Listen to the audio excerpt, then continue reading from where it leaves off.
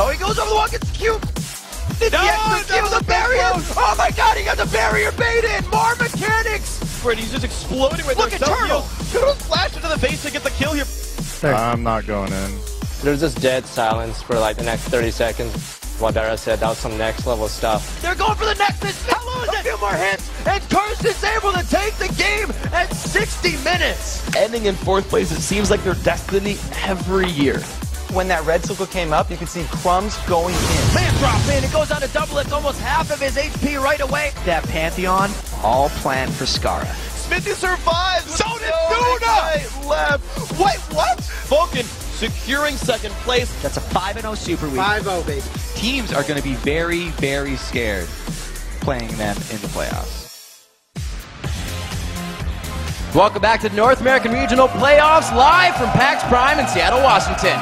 It's time for our first best-of-3 quarterfinal showdown between Team Solo Mid and Counter Logic Gaming. And for one of these two legendary league teams, the road to the Season 3 World Championship ends today. Yeah, despite being two of the top teams in North America for the last couple of years, and the fact that both of these teams have made it to both World Championships so far, one of these teams won't be at Worlds this year, possibly both. And it kind of makes it like the Evil Geniuses versus Gambit matchup, except more cutthroat, because instead of the winner making it in, the winner gets a chance to make it in after winning a next series. So there's a little bit on the line for these guys. All right, and for Counter Logic Gaming, they must be having a case of deja vu here. Just last spring, they lost in the quarterfinal round of the playoffs and were dropped into the promotion tournament. But a new lineup and a new analyst have CLG fans feeling like they could avoid a repeat playoff performance and make a run in the postseason here at PAX. Yeah, I mean, even from week 1, there's been so much optimism around this CLG lineup. A lot of people, including us, have been talking about their potential over and over again and how this team is coming together. But if you really think about it, they haven't came together that much. Week 1 Super Week, they went 2-3. Last Super Week, the exact same record. They need to turn it around here and now. So they only finished the summer with a worse record and a worse seed than they did in the spring. So they still really need to turn it on. But this split hasn't treated CLG's opponents any better. This summer has been a huge disappointment for Team Solo Mid so far as well. After going 21-7 during the spring and finishing in 1st place, they ended the summer at 14-14, sitting in 3rd without that playoff bye. Yeah, and this is a real breaking point for TSM and TSM fans. I mean, they've been trying to turn around, kind of just turn on the switch that they seem to have. Like they've always been able to turn on. But it hasn't been working. They didn't get the bye. They're the 3rd seed.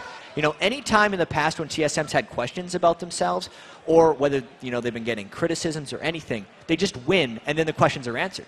But coming into these playoffs, got to say there's more questions than there's ever been for TSM. Absolutely. And even though TSM is coming into this matchup as the number 3 seed while CLG is sitting in 6th, Reggie and crew have got to be a little worried about this series. Doublelift and CLG have beaten Team Solo Mid all 4 times they played this summer. Yeah, CLG really just had kind of a mental edge over TSM this summer. As well, though, there's a cool stat about the pacing in this game. CLG's wins, the games they win are 6 minutes longer than the games they lose. Whereas TSM, the games they win are 5 minutes shorter than the games they lose. But if we just combine and check the length of the games in CLG and TSM games for wins, it's a 12.5-minute difference. CLG's games that they win are 12.5 minutes longer than TSM's. Oh, no matter how you interpret the numbers, the long and the short of it is that CLG has beaten TSM all 4 times, as we said, they played this summer. And even though the stats are stacked against them, Dyrus, Reggie, and the rest of Team Solo Mid have analyzed the matchup, and they're feeling pretty confident about their chances. We have a history against CLG, except now they have a little bit different change of roster. It currently seems like they're kind of in a slump, but they have an analyst, and his name is Monte Cristo. I feel like they're going to have a huge advantage over us just because they have an analyst, and they'll probably learn a lot faster. Just let me say that CLG was in 4th seed when they were by themselves. After they picked up Monte Cristo, they are at 6th seed. So I don't know what they're doing, but Monte Cristo is definitely not helping them based on the results. And with that, you know, Reggie brings up a point that we touched on earlier. Even with their new analyst and the new lineup, CLG has struggled a bit this summer, except against TSM. Yeah, who they've been beating. Yeah, so let's take a look at the lineups as we're heading into this quarterfinal best of 3. On the blue side, it's Team Solo Mid. Dyrus in the top lane. Jungle is Odd One. In the mid is Reginald. AD carry is Wild Turtle, and Xpecial on support. And of course, on the red side, it is Counter Logic Gaming with Nien in the top lane, Big Fat OP in the jungle, Link in mid, double lift, of course, on AD carry, and Chouster on support. And the featured matchup for our first quarterfinal series is the battle between the junglers. Team Solo Mid's Odd One versus CounterLogic Gaming's Big Fat. Yeah, Big Fat LP has had, you know, a big fat impact on all 4 of these games against TSM. He interrupted their initiations frequently with his Nocturne ult. All 4 games, Big Fat LP played Nocturne in this matchup because he isolates Reginald and the rest of TSM from each other. So TSM's got to be looking to take him away and just shut down Big Fat in this game. Also, one way is to pick, you know, you could just pick it away from him. Yep. Odd One has started to play more Nocturne late in the summer. And there's always the chance that they could ban it, but I'd expect to pick away. He did come in around week 9 with that knock. It wasn't a victory, though, so we'll see if they can do it. We're coming up on Champion Select, so let's quickly check in and see who you guys think will be playing Vulcan tomorrow's semifinal round. According to LOLesports.com, 62% of you think that TSM will beat CLG for the first time this summer and advance to Saturday's semifinals.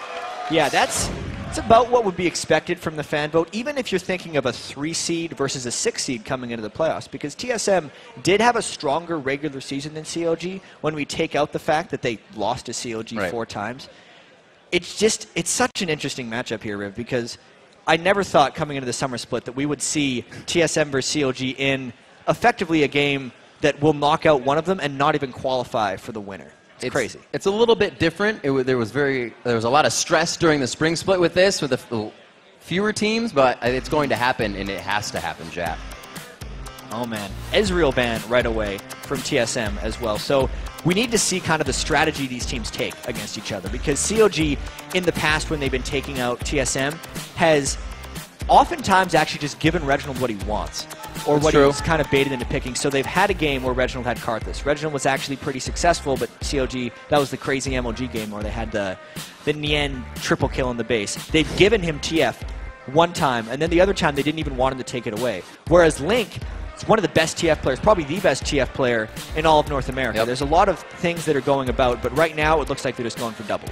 With the bans, like you said, going for double lift, trying to take him out, we've seen CLG kind of back and forth between a let's get double lift farm and farm, but protect him, or let's have him split push. And they've been wavering between those 2 strategies throughout the summer split. Yeah, it's strange because a lot has changed at the same time of not much changing since they picked up Monte Cristo as an analyst, because they want to adopt a lot of these new things and kind of break old habits. But at the same time, I think CLG recognizes that they don't have time for that. So they've kind of went back to some of their old tendencies, and they still run double lift as the main threat. Link is a supporting threat. In the end, kind of in and around there, but it's still the same CLG style and the same CLG champions that we've been seeing. Twisted Fate left open. Definitely means objectives won't really come as soon. That laning phase will be a little bit longer. We don't have the globals to come out. You don't? I don't know if Reginald would take it for sure. Ari has been very high in the pick list lately. Yeah, well, that's why they had to ban that away. And I think even so, if CLG has second pick, especially against TSM, they want Reginald to play Twisted Fate because they have confidence that they can disrupt him enough and mess up his decisions. Think about what's on the board right now. We have Nocturne on the board and TF on the board. All 4 games, Big Fat LP played that. Odd One has been playing it fairly frequently as well. But because the bans were so targeted already, Jarvan's up. All those other things that have been very priority picks throughout this entire season. So what's going to happen with these 2 picks is CLG's really going to tell us what their plan is for the rest of this pick ban phase. Looks like they are hovering. We have the Sona going in for Special. His Sona was played all throughout the summer split, obviously. And we are seeing what they could choose. So CLG is going to be having a little bit of fun as they wait to hover over and lock in. Well, they haven't played in front of a crowd for a while, if you think about it. You've got to have a little bit of fun with it. But those are not real. Maybe are not Fizz. Real. We'll have to see where Rumble goes here. Rumble got left open. It was actually shown there, so it's known there. Dyrus actually playing Rumble. At the end of the summer split, he did really well on it. But his first 2 attempts were losses on Rumble until Balls kind of showed him the way. Exactly. Really, Balls and Dyrus are 2 of the remaining Rumble players. He's lost a lot of steam since the set of Nurse, but there's still definitely Dyrus and Balls who can have success on him. And I don't know if he's going to pick that straight into a blind matchup, knowing Nien actually does, even though Nien is new to top lane, Nien has a very diverse champion pool. But just to go back to those 2 CLG picks with Orianna and Nocturne, I mean, we talked, those are standard CLG picks. Link and Orianna are very CLG style champion right there. When you just say, yeah, of course, Orianna's a CLG thing. They can protect double lift as well as have that strong team fight initiation when they want to. And like you said before, the way Big Fat LP uses the quasi, because he uses it to deny visions in high-intensity situations. Yeah, and you called it right there. The Rumble pick from Dyrus locked it in even before they'd have a chance to know what they're going up against. Elise for the odd one as well, which is something he played a ton of at the start of the split. He was spamming solo queue with it between the break, got Challenger for the first time, then kind of had mixed success with it throughout the entire split. But he's back on it again despite the nerfs because this is the opportunity for him to shine. Have to see what Counter Logic Gaming comes into play with here. Double lift. Been playing a few things of his own. His Ezreal, he brought over to Twitch. He played a little bit of Tristana towards the end of the split there. It didn't work out for him because they got so picked and banned out. Everybody's saying, just get double lift out of here. So what will he pick? They actually may leave this to last. Yeah, exactly, because they've already said, get double lift out of here. They clearly thought Ezreal and Tristana were his two most threatening champions. I'd say Caitlyn would be number 3, but this would be COG practice. That's big. Everyone else has been doing it. Why aren't double lift and Chousters our Ash? This is something they have not played before in competitive play. The thing I like about that is when you do split up the lanes, it's still a really good lane. So when you have it together, it's like an absolute powerhouse. And we, you know, Cloud9 and a bunch of other people that bring that out into the summer split. I hope it works out for him here because it's not a lane that just works. This gets really, really cool now. The fact that we have Ashe, Zyra on COG. Ashe is not typically your hyper carry until it gets extremely late into the game. We're talking 50 minutes, full item Ashe. At this point, Double Lift has to work as... I really want to see Double Lift Ashe here because he doesn't seem like the type to be the initiator or the one who has to prime the arrows and catch people out of position and use the map necessarily. Double Lift generally just is in his own world and he gets by on his mechanics. So him coming out with Ashe right here is incredibly bold by CLG to pick against TSM. And it's super utility. He's running complete lifesteal on everything. So he's not even looking to be that damage for his team. He wants to lock it up. And I think they're going to let Nien and Link carry this one, more or less. They're going to have to. I mean, knowing what TSM has picked right here, absurd amounts of damage. Absurd amounts of damage with the Twitch already. But COG is just locked in with even more utility. Wow. No one on this team necessarily has carry level damage for COG. They have to work in consort with each other and just make sure they're spiking properly and fighting properly, because if they get initiated onto the wrong way or don't have clean initiation, since they're a utility-full team fight team of 5, whereas TSM has brought mostly just overloads of damage, it's going to be extremely interesting. It's been a while for Reggie on Zed. We'll see how he works with that. I'm really liking the mouth fight coming from Nien. Way back. He's had a lot of success on it. A lot of success. When he started, it was kind of like, when he was talking about, I have a lot of potential. I know there is so much potential for me to possibly one of the best top laners, and Malphite, his first few games didn't show that. It showed like it was going to be kind of a hindrance and a little bit of a troublesome, or be a trouble to learn top lane. But he came through huge, and MLG showed that. It was really the live events that needed to bring it out. Exactly. He lives for the stage as well. I mean, Nien typically steps up in big moments, even though I remember the promotion tournament when he was still on Team Marn. He stepped up in that tournament when they ended up losing Corki. He ended up backdooring in Nexus. The games against COG specifically have really been times for Nien to shine throughout this season. We think to MOG, where we had the Elise triple kill that saved the game. And even his Malphite games against TSM have been spectacular. Big Fat LP will generally black out the screen as he's home guarding or teleporting in, and he will get a clean ultimate on exactly who he wants. It's a good pick against Twitch.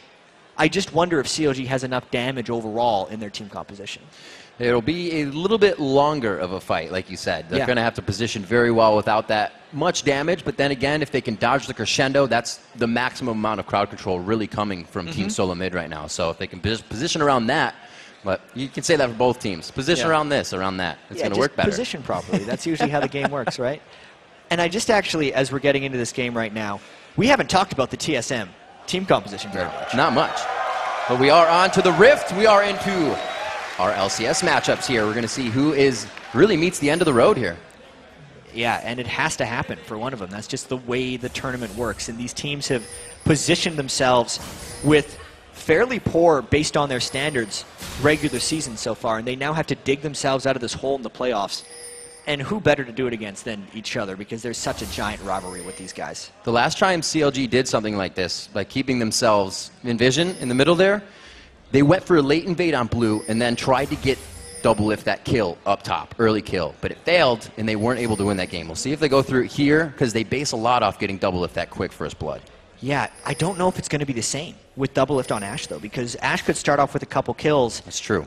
And then still be Ashe. He's not like he can roam around the map like a Vayne and assassinate the enemy carry. If he's fighting Dyrus or Reginald, there's only so much Ashe can really do in those fights. Just waiting to see Counter Logic Gaming now sitting in top tri-brush. Looks like Dyrus will be backing as well. They're trying to call the lane swap here, or possibly just put everybody in middle. No, they're going to send Dyrus bottom just to try and call that one out right now. Yeah, and right now it is defensive, to say the least, from both of these guys. Against a Zyra, where CLG has the control right now, if TSM would have tried to do a 5-man group, they would risk effectively walking into a giant 5-man grasping roots, and I think that's the big reason we haven't seen many deep wards from TSM specifically. See, as they begin where the junglers decide to go, we are going to have the swap into the lanes, which actually caused them to match up evenly. The AD carries and supports will be in that top lane, and as we did say, we haven't talked about Team Solo Mid too much on that composition. What are they looking for with what they've brought to the table? Yeah, so right now the lanes are standard. We're not expecting too much early unless they get extremely aggressive right here, but TSM has an interesting thing where generally teams that have success with Rumble lock people down inside Rumble's ultimate. So that's why we've seen Rumble with the Zyra Ashe oftentimes in the past, but really all TSM has to lock down is just that crescendo. So Dyrus and X Special have to be in such sync, and CLG needs to make sure they spread out to avoid that damage, because other than that, TSM is about individual damage. They have a bunch of duelers and skirmishers in a sense, where they have Zed and Twitch, who are amazing in that situation, as well as Elise. And then Rumble is just in there for Dyrus for that little bit of teamfight presence, but it needs to be worked with the rest of the team in order for it to succeed. We'll have to see what Reginald can do. We always see the Zeds becoming huge at that level 6. Not able to really take down an Orianna, so we'll have to see if Reginald can get his roam on at that point. We're only 3 minutes into this one, so the junglers should be presenting themselves quite soon. And it's like you said, it's going to be slower. With the matchup lanes, you don't get your 3v1 tower dive, so both of these teams maybe now in the favor of CLG with the longer games. Yeah, we'll see how this one goes, because CLG is not necessarily one to create the action, but because they have so much utility loaded amongst all of their lanes, I feel like they can set up some very well-coordinated Nocturne ultimates once Big Fat LP hits level 6. Anywhere they want to go, they can effectively get 4 people, and they can lock down to make sure it lands, as long as Double Lift or Chouster leads with the Zyra route or the Ashe Arrow. That's why this combo has picked up so much steam, and that's why CLG has decided to pick up this combo.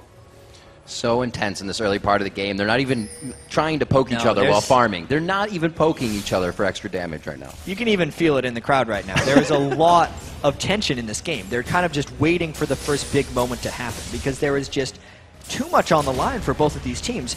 Not making it to Worlds is unacceptable for both of these teams. And we said it before, you know, these teams come from winning histories, and when that winning just stops, it's kind of hard to figure out why, and we've seen that happen to both teams here. They're trying to get that back, recuperate that organization. 4.5 minutes in, and the junglers still doing their own thing on the camps. Yeah, well, even just to talk about CLG a little bit, they've been having significant roster turnover both of these splits. In the spring split, we saw Afromu on the team. Hotshot was still playing. And then they did yet another makeover for this next split. And yes, it's not surprising when you recognize that this is now the 6th seed coming in, because a team that has that much roster turnover and change, you can tell they've been trying to identify their problems, and they actually have identified a lot of their problems fairly successfully. That's something CLG has always been good at. It's just a matter of actually executing on your solutions that they've planned. CLG playing a little bit stronger in that top lane, possibly want to go back soon, maybe get more wards up so they can be more aggressive. Theirs aren't going to run out anytime in the near future, but we do have a test in the bottom lane. Odd One tries to go for a gank, but is forced to back. Yeah, Odd One really tries the first gank, so to speak, but he's been mainly farming up a Storm. You know, level 5 on Elise, only 5 minutes and 30 seconds in, keeping pace with Big Fat LP. Both of these guys are generally just racing each other right now for experience. The Odd One is typically known for extremely strong counter ganking and knowledge of where the enemy jungler is, but if all Big Fat LP is doing is farming the jungle, Odd One's not able to set up counter ganks. He's mainly just waiting for Big Fat LP to hit 6, and then he's going to try to predict him. We see Link taking into consideration that aggression Reginald has and being on the assassin of Zed, picking up 2 Dorns, keep himself a little bit healthier so he can stay in that fight. 6 minutes into this, there's really no gold lead for either team, as Dyrus and Yen really the only ones trying to hit each other, but it's a wet noodle fight right now. Yeah, and I actually feel like the TSM lane of Wild Turtle and X Special is doing pretty well against Doublelift and Chouster so far. Just because Zyra and Ashe both outrange Turtle and X Special, so they generally have the poke advantage in this lane unless TSM decides to all in. And since TSM hasn't been doing any all-inning, the fact that they are effectively even in minions, if we keep into account the 5 extra minions that CLG has in their wave that Wild Turtle will be able to clean up later, is quite an accomplishment by X Special and Wild Turtle. You look at everybody on the team, and nevermore have you thought, oh, level 6, where are you? Just the Crescendo to come out, but then you have the Stranglethorns and the Enchanted Crystal Arrow. So we'll see Doublelift and Chouster actually go back a little before hitting 6, so possibly get that damage in as soon as they do. Yeah, so that's just basically so they get the item advantage when they decide to force the fight. If X Special and Wild Turtle decide to stick around a little extra long, it means when CLG does start the fight with that arrow, CLG will have that BF sword advantage on the AD carries, which will be enough to make up for Ashe's kind of, I would suppose, weak damage when you compare it to Twitch and his crazy expunge damage early on in the game. Right. Or TSM, it basically just forces them to go back and shop at the same time, which is what TSM is doing now. TSM getting their semi-deep wards in, not as much that deep with the first tier turrets up, but Reginald looking to be able to go aggressive himself, and these are pink wards being put down. They have to take that into consideration. Yeah, they need to make sure that they're not denying vision, or that they are denying vision in the right places. But honestly, we've seen COG play this whole split. This is even a little bit slower than usual.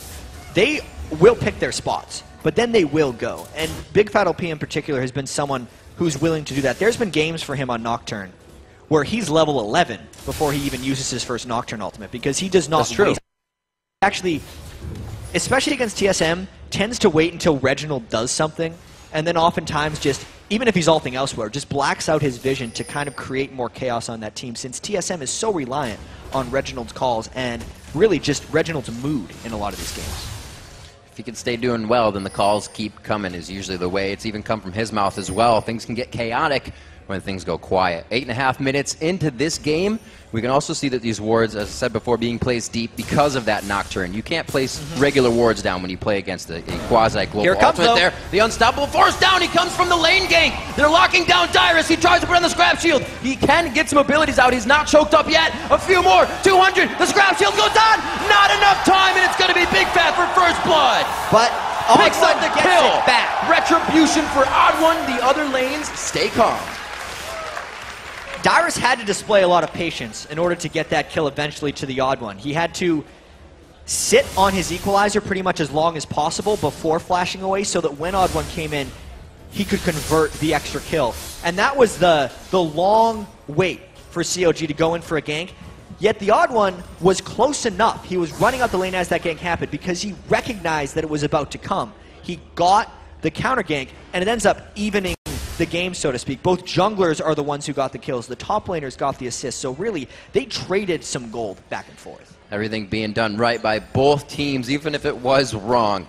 12.3 to 12.3, and 1 kill on the board with 0 of those structures taken down. It seems like it's almost impenetrable with the hard hats these guys have on right now. We see the BF sword already into the hands of Doublelift, probably shooting straight for that Infinity Edge, but I'd say Wild Turtle's going to be doing the same thing here to maximize damage. Yeah, it's interesting how a lot of Twitches have been going for the Blade of the Ruin King Rush so they can get up close to people and assassinate them. And specifically against an Ashe, that's what you want to be able to pull off. But Wild Turtle also recognizes the game he's in and the team he is playing against. And it's a little strange because if he's going for that Infinity Edge build on Twitch, it actually generally means he's going a little bit more for the late game. Whereas TSM thrives when they play short. I think he just mainly got the BF sword so he could directly match what Doublelift had purchased.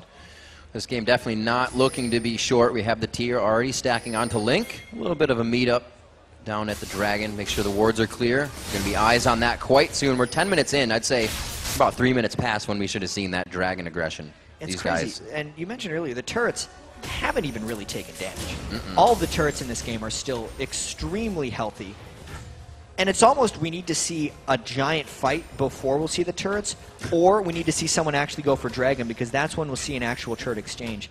Even in the top lane there, Dyrus just pushed it up, and instead of deciding to do a bit of turret damage, he immediately ran down because he was getting a little suspicious that no one was up there, and he wants to make sure that TSM has some dragon control.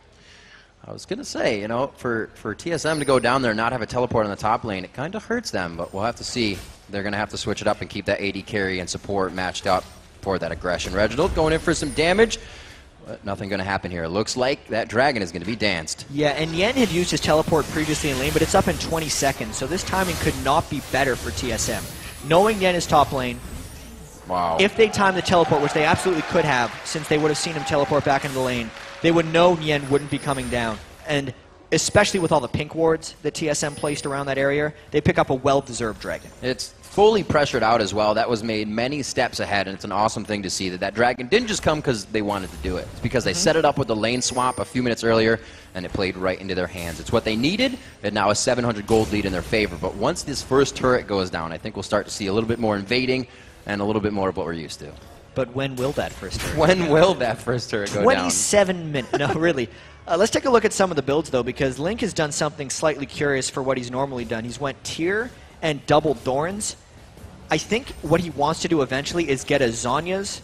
There's a dive team on him. Exactly, because what a lot of Oriannas will go for a Chalice or an Athene's Unholy Grail, but that wouldn't necessarily work against Reginald Zed because he'd then have a kill threat. So in order to still be able to build the Zhonya's but not run into mana problems, he had to start with a tier. And the reason he has the double Thorns is since he's not ready for his Zhonya's yet, he needs a little bit of extra health against Reginald to make it so Reginald can't just decide to kill him and go for it, even though it's still pretty risky, especially once Reginald hits level 11 for that rank 2 death mark. He's quite a bit of ways off. He has the 2 daggers if he wishes to purchase them for that Blade of the Rune King, and that's when Zed gets really big with that, adding that burst to your combo.